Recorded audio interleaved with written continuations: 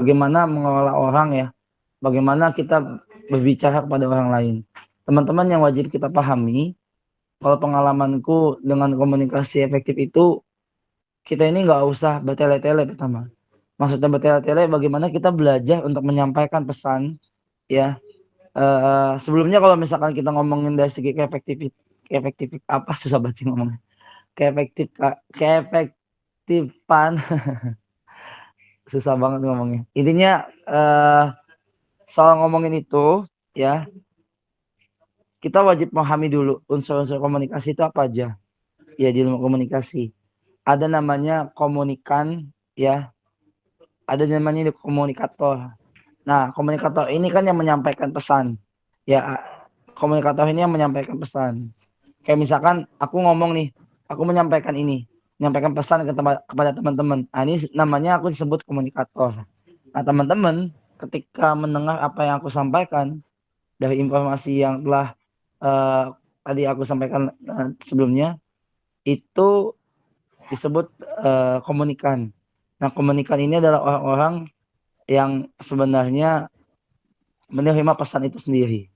Karena itu ini kita wajib pahami dulu unsur dari komunikasi itu apa. Nah, ada juga unsur komunikasi itu tentang pesan, isi pesan yang dibawa. Nah, ketika kita ngomongin isi pesan, nah ini aku lagi nyampein tentang komunikasi efektif, berarti isi pesannya adalah tentang komunikasi efektif. Nah, ada juga unsur dari komunikasi yaitu adalah media. Nah, medianya apa yang aku sampaikan? Medianya itu adalah ya via Google Meet ini sendiri kayak gitu. Atau bisa dibilang via sosial media itu. Ya, ataupun kalau misal kita berbicara soal instrumen ya, yaitu lewat medianya apa kayak gitu. Nah, unsur-unsur ini wajib clear dulu. Teman-teman wajib mengenal ini dulu sebelum kita beranjak lebih jauh mengenal tentang komunikasi efektif. Nah, pengalamanku untuk berbicara soal komunikasi efektif, ini kita wajib nggak boleh bertele-tele untuk menyampaikan pesan itu. Kan sering banget ya berbicara soal komunikasi efektif itu padat gitu kan, isinya padat, jelas dan apa? Bisa dibilang padat, jelas dan substansi lah. Bahasanya itu nggak bertele-tele, tapi dia isinya padat gitu kan. Redaksinya ya yang kita sampaikan hanya sedikit, tetapi maksudnya itu jelas gitu. Nah, komunikasi efektif itu sebenarnya ke sana gitu. Bagaimana orang itu memahami apa yang kita sampaikan tanpa mengulang-ulang. Ya tanpa mengulang-ulang di sini mungkin boleh ya kalau misalnya kita ngomongin segi pengulangan dari komunikasi itu untuk mengkonfirmasi atau meyakinkan. Ya, misalkan aku mau nyampein satu pesan, besok jangan lupa ya datang jam 9 pagi di rumahku. Nah, ini kan suatu pesan yang bisa dibilang oke, diingatkan besok jangan lupa ya. Besok jangan lupa jamnya jam 9 pagi dan datang ke rumahku. Nah, ini kan apa namanya bisa dibilang sangat jelas urutannya ya. Apa yang jadi isi pesan kayak gitu. Tetapi juga boleh untuk kita menyampaikan pengulangan untuk pengonfirmasian atau menegaskan pesan yang kita sampaikan. Nah, salah satunya adalah kalau kita ada repetition atau pengulangan, bisa juga kita ngomong itu 2 kali.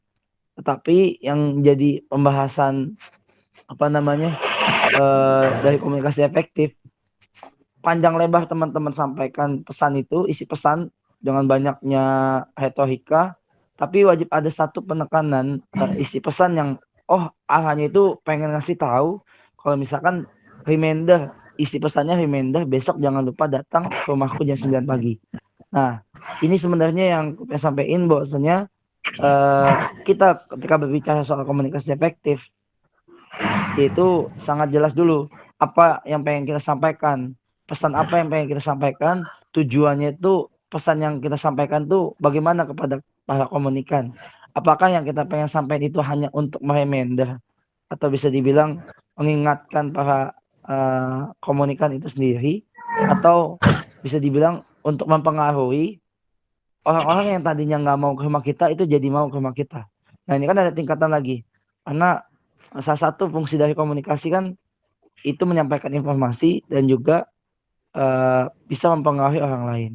Nah, barangkali ini yang sebenarnya salah satu pengalamanku untuk berbicara soal komunikasi efektif di ranah kampus pun ini masih sangat berguna ya, sangat relevan.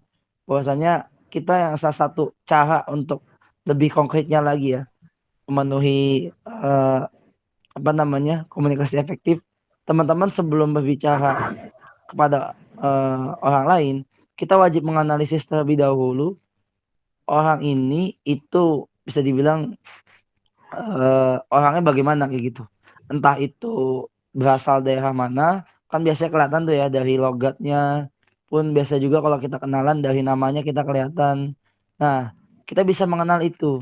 Kita bisa mengenal suku apa namanya asal suku dari lawan bicara kita kayak gimana. Ya, pun juga dari segi gender kita wajib melihat oh apa namanya kita berbicara ini sama perempuan. Pun kalau sama laki-laki ternyata kita nggak tahu juga laki-lakinya itu beneran laki-laki atau bukan. Ketika kita berbicara komunikasi mungkin nadanya beda atau gimana kita juga nggak tahu kayak gitu. Nah dari segi gender juga ini wajib jadi analisis. Terus selanjutnya dari komunikasi yang kita sampaikan sebelum kita berbicara dengan dia, maksudnya dengan komunikan itu sendiri, kita juga wajib menganalisis. Ya, uh, ini orang dari segi usia itu bagaimana, dari segi pemahaman bagaimana. Jangan sampai kita barangkali uh, kita nggak tahu ya, yang kita ajak bicara itu adalah profesor gitu. Ya perawakannya sama, perawakannya nggak jauh beda. Tapi dari segi pemahaman kita kayak memiliki apa ya, memiliki pandangan yang sangat jauh dari dia.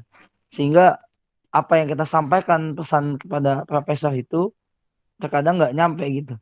Nah, ini sebenarnya menjadi permasalahan kadang juga terbalik gitu kan. Ketika profesor menyampaikan pesan dari ilmu yang udah ada dicantumin di otaknya, tapi ketika menyampaikan pesan kepada kita nih, yang barangkali ilmunya nggak nyampe, kadang bingung gitu. Dari diksi yang disampaikan, pilihan-pilihan katanya itu kita nggak pernah pelajari itu lebih mendalam dari segi literasi. Nah, makanya kalau kita ngomongin komunikasi efektif itu juga wajib berbanding apa namanya sama gitu dari kita maupun ya kita sebagai komunikator dan juga lawan bicara kita sebagai komunikan. Ya itu barangkali yang pengen aku sampaikan bahwasanya pengalaman-pengalaman diri kita dan juga aku pribadi mengenai komunikasi efektif khususnya di kampus ya.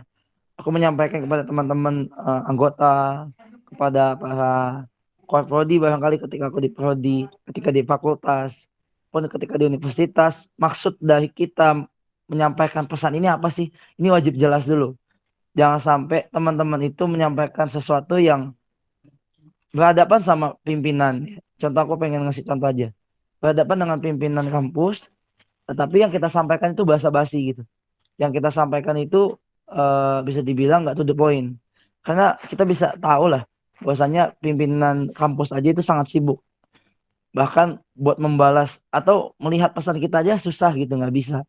Apalagi membalas pesan kita. Makanya yang kita sampaikan pesan kepada para pimpinan seharusnya dengan kita mengenali itu ya to the point aja gitu.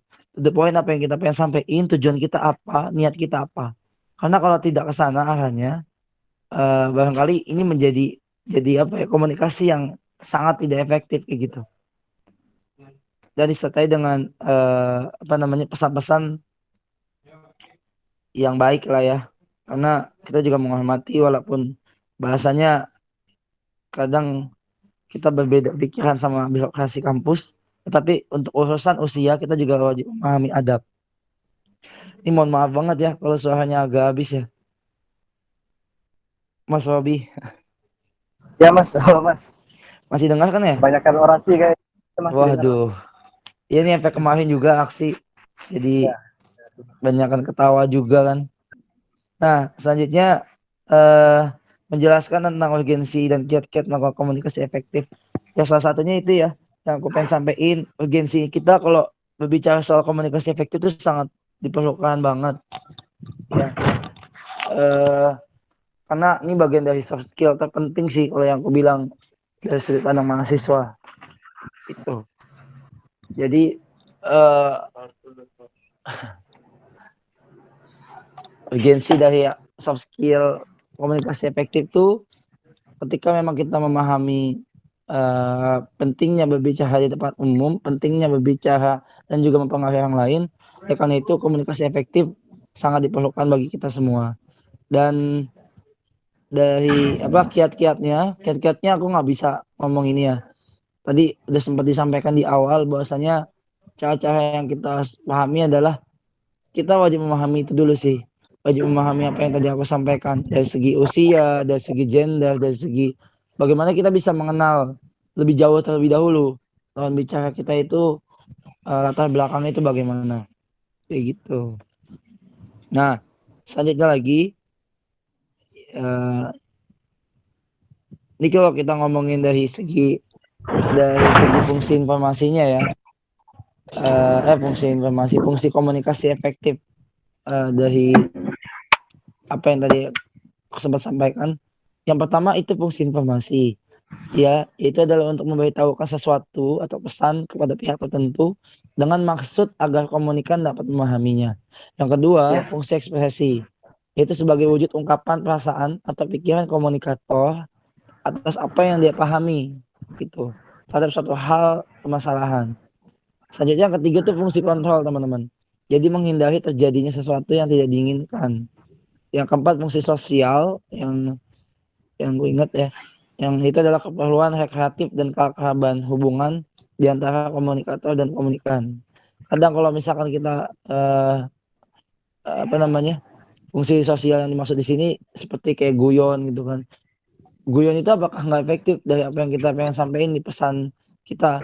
Ya itu juga efektif karena memang fungsi guyon itu kadang nggak cuma buat apa ya sekedar bercanda, tapi bisa dibilang itu ngebuat apa ya pembahasan kita itu bisa lebih intim gitu, bisa lebih dekat karena kita percaya orang yang jadi lawan bicara kita ini mampu mengenal kita jauh lebih dalam gitu.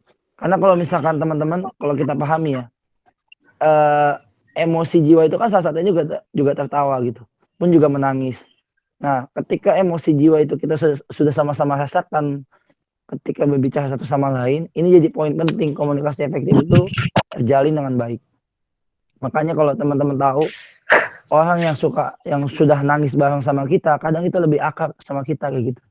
Dibanding mereka yang masih kaku-kaku kan, diskusi sama kita masih nggak tahu satu sama lain, dan juga yang suka ketawa bareng sama kita. Kadang beda gitu. Kualitas komunikasinya juga beda. Dan juga yang dipahami pun kadang yang dimaksud komunikasi efektif juga kayak gini ya. Kayak sahabat kita nih, barangkali dia itu cuma bilang gue lapar, gue lapar mah itu poin banget. Misalkan komunikasi yang dibangun kayaknya perut gue nggak enak nih. Nah, ketika kita sudah masuk ke arah situ, komunikasi yang dibangun, kalau kita tahu celah dari sahabat kita biasanya kalau kayak gini dia lapar, kita akan bisa menebak. Nah, komunikasi yang dibangun pun bisa langsung dieksekusi kayak gitu. Nah, ini sebenarnya salah satu contoh kalau kita sudah mengenal komunikan yang menerima pesan kita itu bagaimana kayak gitu. Ya, dibanding kalau kita ngomongin dari segi orang-orang yang baru kita kenal. Halo, kenapa Mas? Ya Mas, lanjut Iya, Mas. Mas. Oke. Selanjutnya itu adalah fungsi ekonomi. Nah, fungsi ekonomi di sini sebenarnya ini lebih ke apa ya? Keperluan dari segi transaksi usaha atau bisnis yang berkaitan dengan finansial atau barang dan jasa. Ya, teman-teman, kalau kita ngomongin dari fungsi komunikasi efektif, kadang ini sangat diperlukan di dunia bisnis, di dunia perusahaan ya.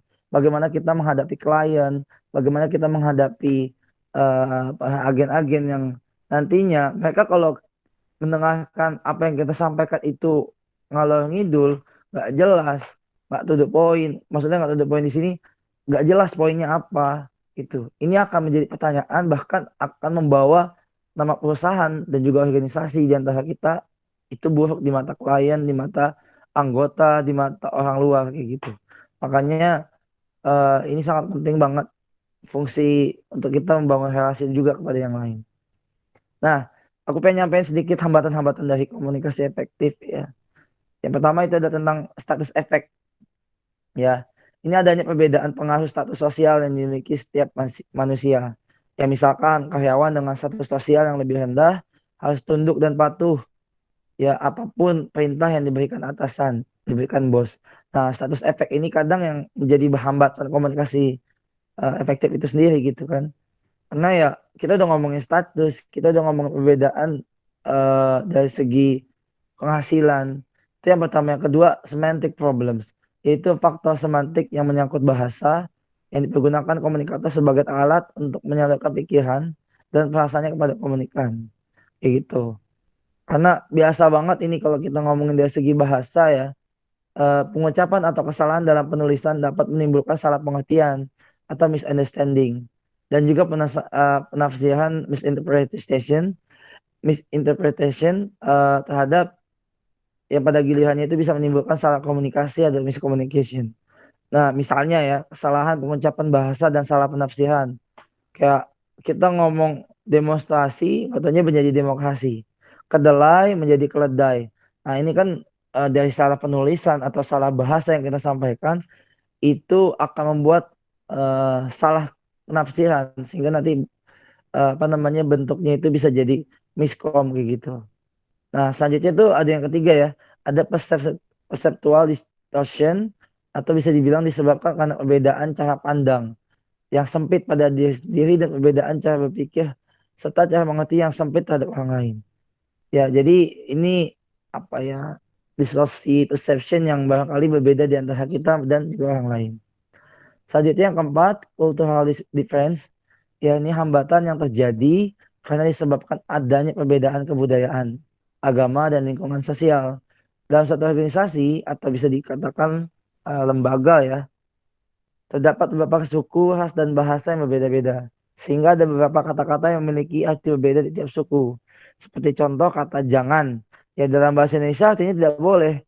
Tetapi orang suku Jawa mengartikan kata tersebut suatu jenis makanan berupa sup. Kayak gitu. Jadi teman-teman, ini terkadang kultural atau perbedaan budaya, cultural difference itu dengan kadang kita kan banyak banget ragam bahasa ya di negara kita ya. Ragam bahasa orang Jawa itu terkadang apa yang dikatakan nggak taunya arti di bahasa Indonesia itu berbeda kayak gitu. Ataupun dari suku Batak ya suku yang lain. Nah ini perbedaan-perbedaan kultur atau budaya ini terkadang kalau kita nggak begitu paham bisa menanyakan terlebih dahulu maksudnya ini benar gak arahnya ke sana. Jangan sampai dia menanyakan itu terus kita sok-sok pahamin gitu. Nyatanya malah jadi salah.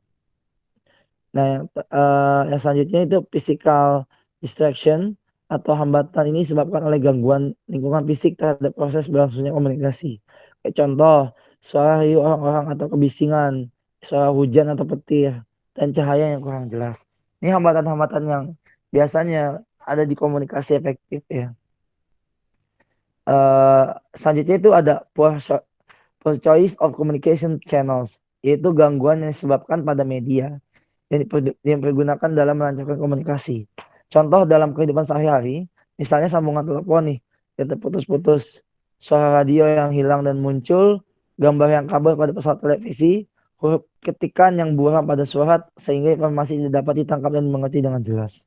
Nah, yang terakhir itu adalah no feedback, yaitu hambatan tersebut adalah seorang sender mengirimkan pesan kepada receiver tetapi tidak adanya respon dan tanggapan dari receiver, maka yang terjadi adalah komunikasi satu arah yang sia-sia.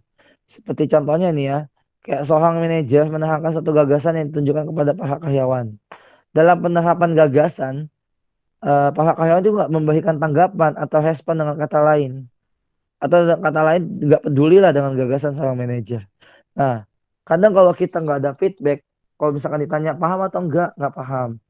Nah, itu masih mending teman-teman dibanding orang-orang yang diem-diem baik menurut saya nggak ada feedback dia tuh nggak paham dia tuh nggak ada respect gitu buat apa ya bisa dikatakan memahami apa yang kita sampaikan. Nah barangkali itu ya yang jadi hambatan dari komunikasi efektif itu sendiri. Nah teman-teman sebenarnya menjadi poin-poin inti sari dari apa yang aku sampaikan yaitu kita wajib memahami betul ya jika dari segi komunikasi efektif itu arahnya dan juga urgensinya bagaimana. Dan eh, kalau bicara soal komunikasi efektif dalam kepemimpinan, ini sangat penting banget kalau teman-teman bisa pelajari dengan sangat apa ya, sangat tekun ya.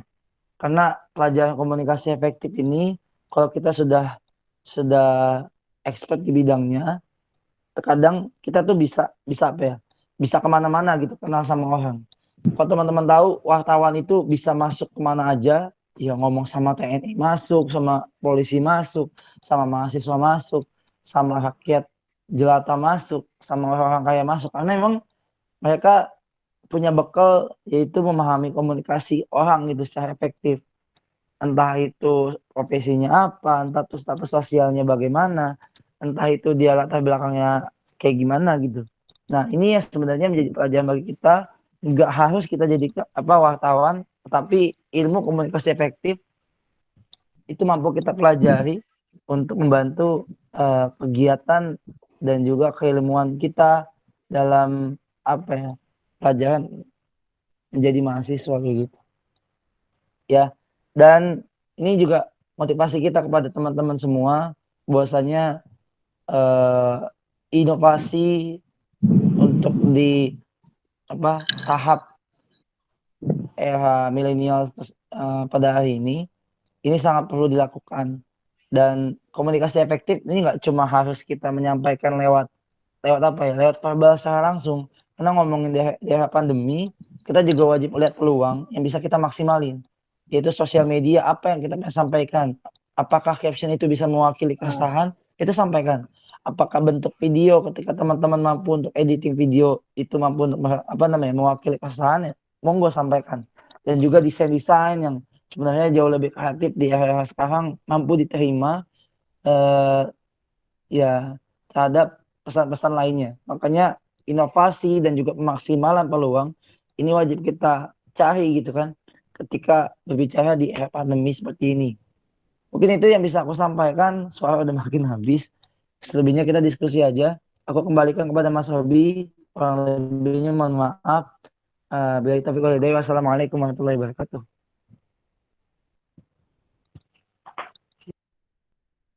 Ambil. Oke, oke, terima kasih ya. Kayak dari gimana Mas? Cek, tes, cek. Oke, oke, oke. Terima kasih kepada Mas Remi yang sudah menyampaikan materinya tentang komunikasi yang efektif gitu kan. Nah, untuk selanjutnya mungkin langsung saja ke sesi tanya jawab ya. Bagi teman-teman yang ingin bertanya, silahkan bisa langsung chat di kolom komentar. Bisa menuliskan pertanyaannya di kolom komentar.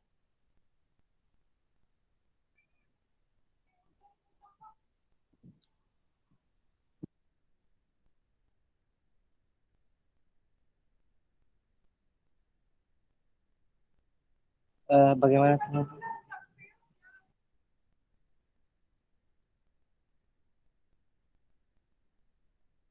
Oke, bagaimana teman-teman? Adakah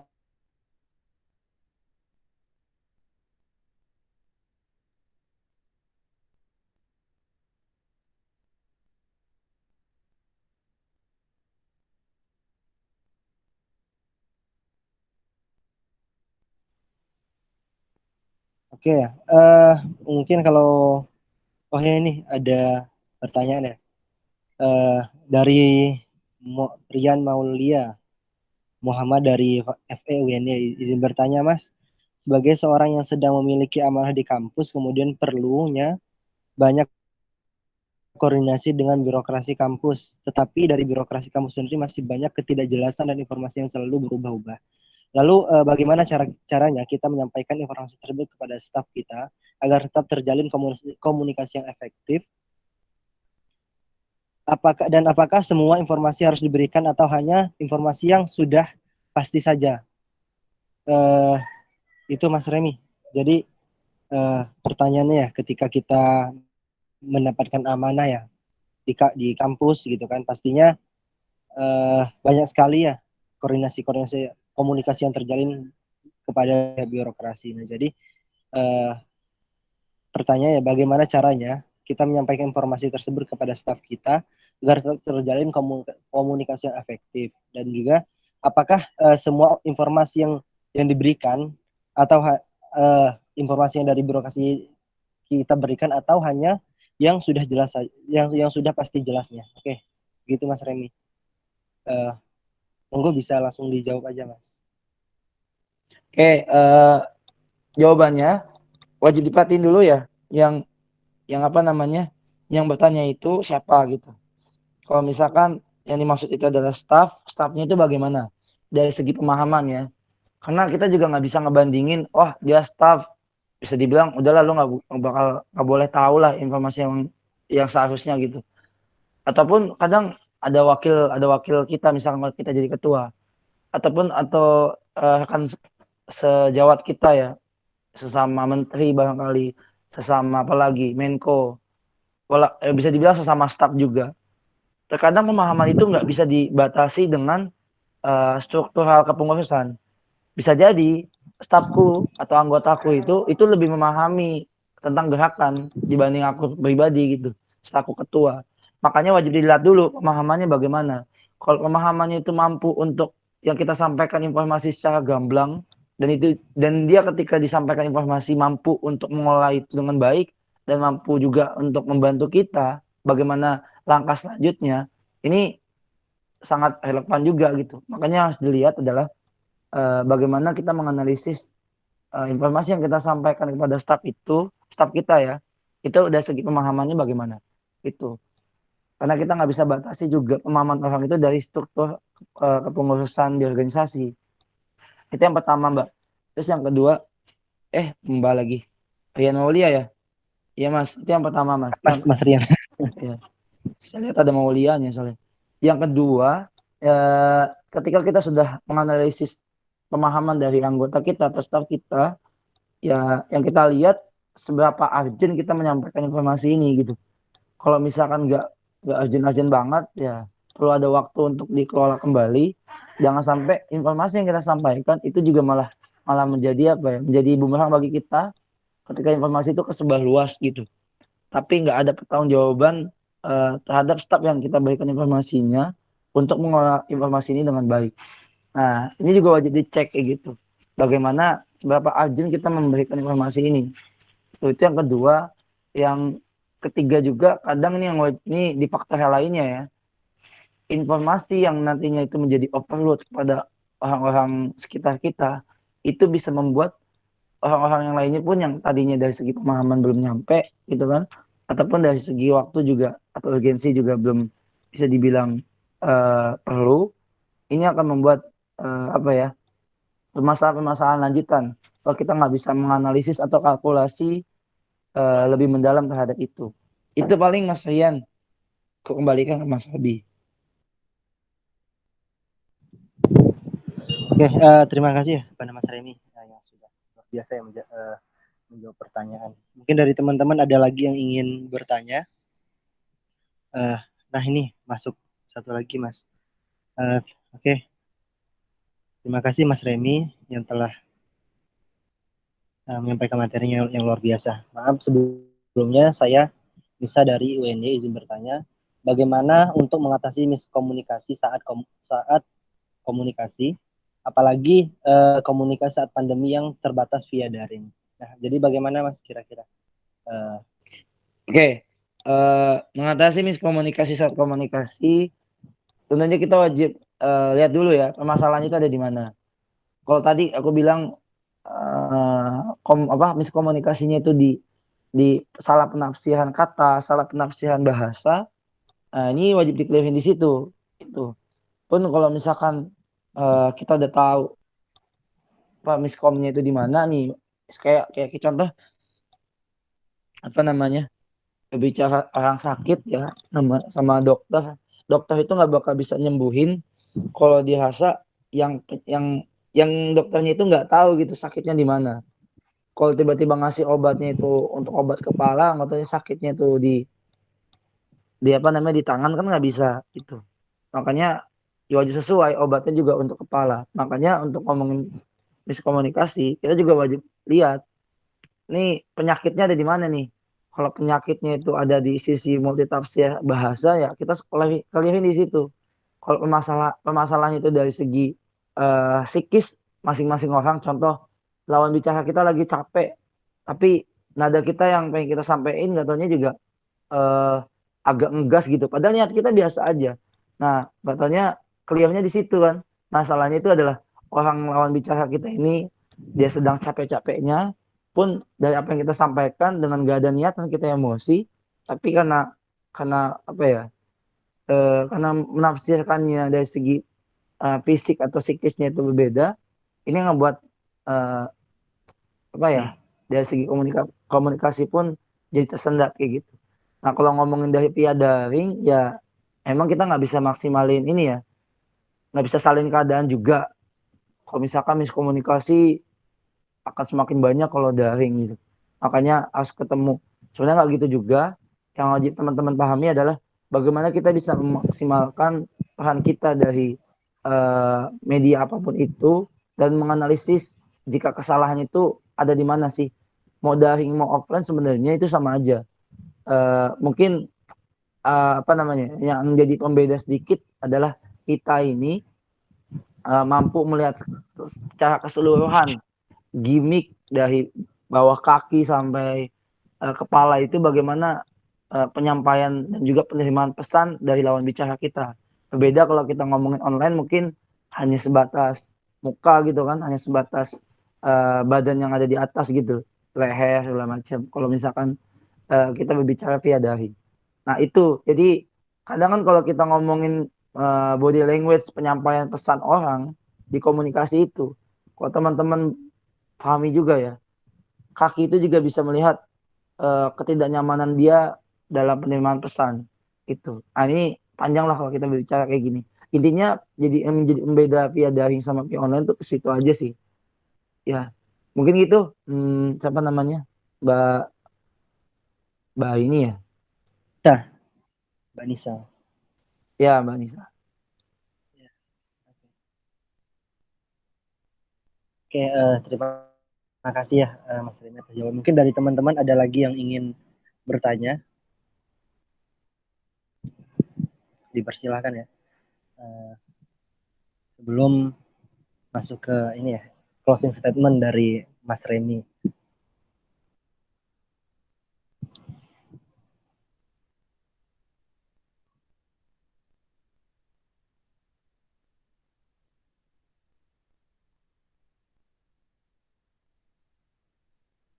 Oke, ini terakhir ya buat closing statement ya.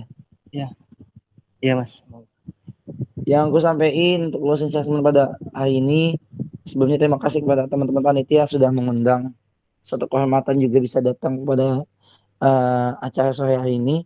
Dan closing yang pengen aku sampaikan yaitu bagaimana di masa pandemi ini kita sebagai aktivis, kita sebagai mahasiswa, janganlah merasa jika gerakan dan juga apa ya narasi-narasi kebaikan dan kebermanfaatan itu terputus di masa pandemi. Oleh karena itu, janganlah eh, di masa pandemi ini jadi apologi atau pemaafan bagi kita untuk gak bergerak memaksimalkan peluang-peluang kebaikan yang ada. Mungkin itu yang bisa aku sampaikan. Kurang lebihnya mohon maaf jika ada kata-kata yang salah. Yang benar hanya milik Allah Subhanahu Wa Taala. Billahi taufiq wal hidayah. Assalamualaikum warahmatullahi wabarakatuh. Waalaikumsalam warahmatullahi wabarakatuh. Oke, terima kasih kepada Mas Remi yang sangat luar biasa ya menyampaikan materi mengenai masalah keefektifan dalam berkomunikasi ya, dan juga jawaban-jawaban dari pertanyaan-pertanyaan kawan-kawan semuanya. Oke, untuk terakhir ya, yaitu penutup ya. Marilah kita tutup acara kita dengan melapaskan bacaan hamdalah, alhamdulillah. Oke, sekali lagi terima kasih kepada Mas Remi ya yang sudah sangat luar biasa menyampaikan ilmunya kepada kita ya tentang keefektifan dalam berkomunikasi. Banyak kurangnya dari saya mohon maaf. Sekali lagi terima kasih. Wassalamualaikum warahmatullahi wabarakatuh. Pada Mas Remi, boleh bisa meninggalkan rumah. Siap, siap. Gih. Jika, Makasih banyak jika ya teman-teman. Aku izin live dulu. Live Assalamualaikum. ya. Waalaikumsalam warahmatullahi wabarakatuh. Terima kasih Mas Remi. Oke. Oke, selanjutnya saya serahkan kepada model MC ya. Oke, boleh. Oke. Sebelumnya terima kasih kepada pembicara ya, kepada teman-teman semua yang sudah menyempatkan hadir untuk kita bisa berdonasi kembali ya dalam agenda Leader in You, Adikarya Pemimpin Muda Indonesia dalam kurun New Normal Era gitu. Dan udah 2 hari ini kita menemani teman-teman semua dan rangka kita belajar mengenai apa sih itu leadership kayak gitu dari berbagai macam orang ya, dari latar belakang yang berbeda-beda. Kemarin kita sudah belajar mengenai leader self improvement kayak gitu dari seorang wakil ketua PPI yaitu Mas Muhammad Haidar Mohalisi gitu. Kemudian kita berbicara terkait personal branding dari seorang yang luar biasa banget di UNJ yang bernama Rosid Siddiq Hidayatullah. Beliau juga merupakan founder dari PM Bakti Nusa 9 gitu. Kemudian di hari ini tak kalah serunya kita berbicara mengenai Art During the New Normal Era oleh Muhammad Amar Naufal. Beliau adalah ketua PPI Malaysia 2019 dan beliau juga sekarang mengenyam studi ya S3 di UTM Malaysia itu. Dan pada sore hari ini ditemani kembali oleh Mas Remi Hestian selaku koordinator Pusat BEM seluruh Indonesia tahun 2020. Kemudian terima kasih juga kepada moderator yang sudah menemani kita dari 2 hari ini ya. Yang pertama ada Mas Rian Maulia selaku koordinator PKKMB FEUNJ 2020. Kemudian Anjal Jomas Nafian selaku ketua BEM KMUNJ FEUNJ tahun 2019 dan merupakan founder dari leaderinYou.id. Kemudian terima kasih juga kepada Mas Robi Saputra selaku Menteri Luar Negeri BEM KMUNJ tahun 2020. Dan juga terima kasih juga kepada Mas Muhammad Fikri selaku Ketua BEM Fakultas Teknik BEM UNJ tahun 2019. Dan saya mengingatkan kepada teman-teman semua, jika teman-teman ingin berdonasi lebih, bisa langsung menghubungi panitia dengan cara transfer ke nomor rekening ataupun bisa langsung GoPay.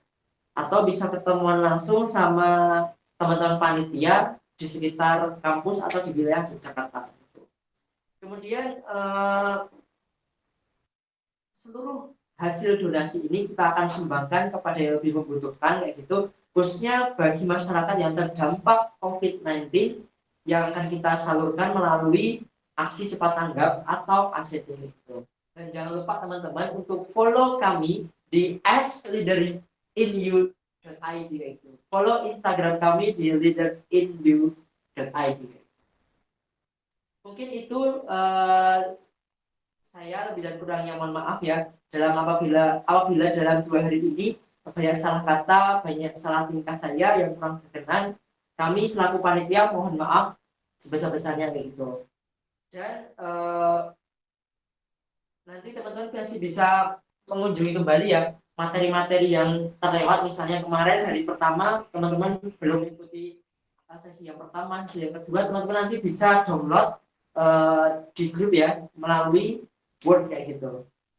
Ataupun bagi teman-teman yang belum bisa bergabung pada sore hari ini, nanti akan ada catatan khusus dari teman-teman panitia. Mungkin itu, terima kasih kepada yang sudah berdonasi ya, teman-teman peserta semuanya. Sekian, Assalamualaikum warahmatullahi wabarakatuh. Berjumpa kembali di agenda selanjutnya kita ya. Jangan lupa di follow Instagram kami agar teman-teman mengetahui updatean yang terbaru. Oke, terima kasih.